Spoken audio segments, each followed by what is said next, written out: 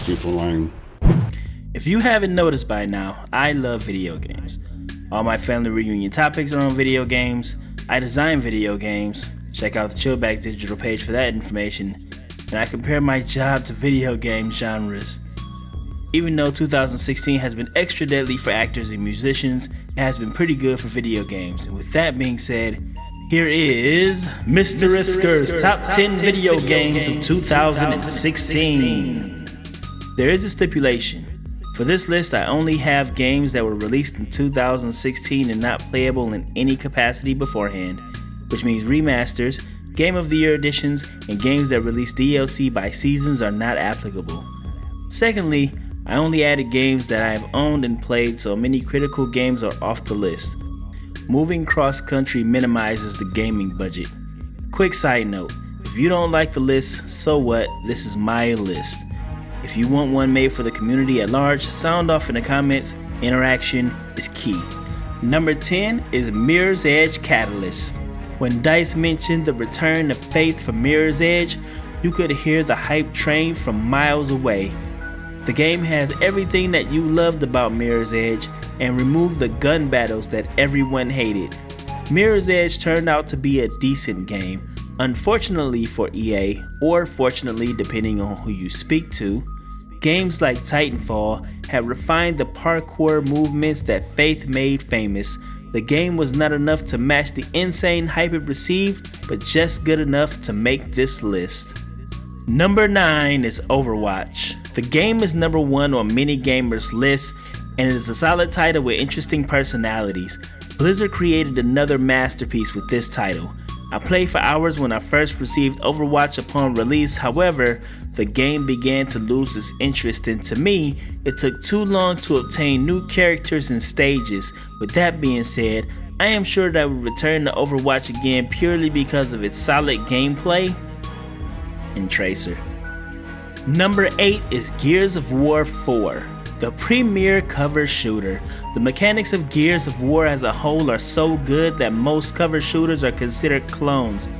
Gears ups the ante with this title. The game looks amazing, much better than in previous games that were known for being mostly brown. I applaud the Coalition for sticking to the roots of the franchise while developing a solid title.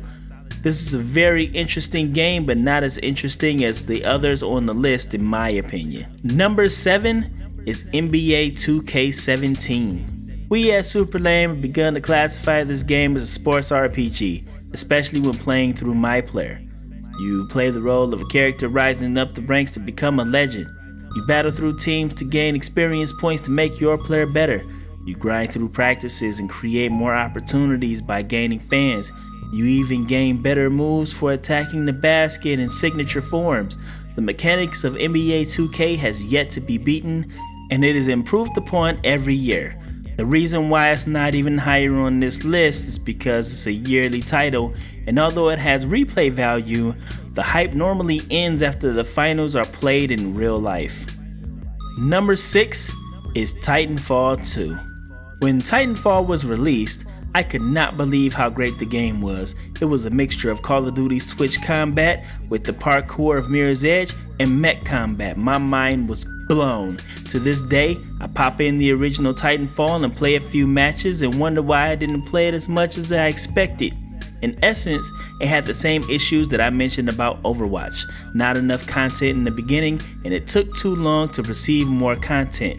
Titanfall 2 fixed that right away, with content galore, a pretty good single player campaign, and smooth mechanics.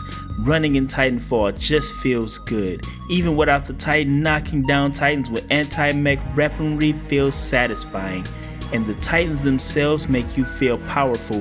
Even with my older video card, the game hasn't lagged. Once again, Respawn has exceeded my expectations. Number 5 is Street Fighter V. Street Fighter V was supposed to shock the world but entered with a whimper. Capcom misread the audience when releasing the finished version. But even when mentioning the game's lack of content, from the game's missing arcade mode to the really short 2-match story mode, the game is solid. The people at Capcom attempted to make amends for the lack of content by being transparent in their upcoming development, so it did not seem too long for content.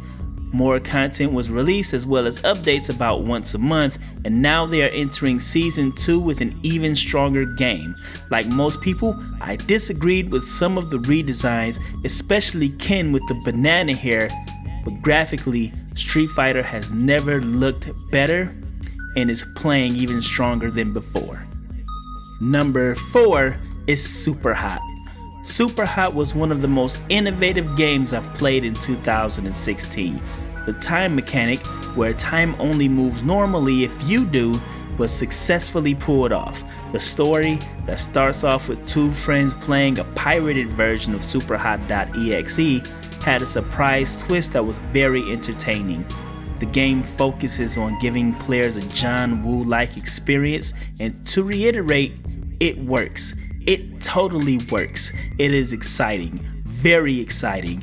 The minimalistic graphics work and the games perform smoothly. Number 3, Uncharted 4. Nathan Drake was seen as a double-edged sword. He was painted as the everyman, a witty treasure hunter who had Indiana Jones-like adventures, but he plays like a mass-murdering psychopath. He was even called out about it on Uncharted 3, but with Uncharted 4, they successfully humanized Drake.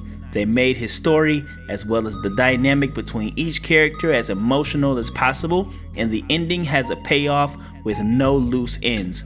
The multiplayer is just as engaging and will keep you playing with the added free content that was provided, like the new co-op mode that was recently released. This, in my opinion, was the perfect end to a great franchise, and other developers should take notes of the game's direction. Number 2 is Battlefield 1. Going backward in time instead of forward worked for Battlefield 1. I am a big fan of DICE's team-based first-person shooter, and even more of a fan once they began to stray far away from the Call of Duty formula that they fell into while attempting to bash Activision. Although the main game was multiplayer, the single player was really good. The new user interface originally used in Star Wars makes it much easier to get into games, the pacing is just right, and the iconic theme returns, and it still makes me hyped for the next match. And number 1 is Final Fantasy 15. There is a reason why we rated it the greatest of all time. Square took all of my expectations about Final Fantasy and exceeded them immensely. The relationship between Noctis, Prompto, Ignis, and Gladiolus is very well written. The soundtrack is one of the best soundtracks of the year and probably the best in Final Fantasy history, and the battle system, while initially controversial, is just fun. I compare my experience with this game to Skyrim. You can get lost in the side quests and it will take hours to return to the main story. I am over 25 hours into the game, and this is the only one I have played on PlayStation 4 since its release. I do believe that the 10 years that it took to make this game was absolutely, positively worth it. As I mentioned before, interaction is key, so let me know what you think. If you like or not like the list, let me know in the comments below. Finally, have a happy new year, keep gaming, and stay super lame. Hey guys, remember to check out our last video. To the left, you have the last video that we upload in this playlist, and to the right, we have the video before that. And remember, if you like this content, always feel free to give us a like, thumbs up, and subscribe by clicking on the icon of this channel. Just consider it. And remember to stay lame.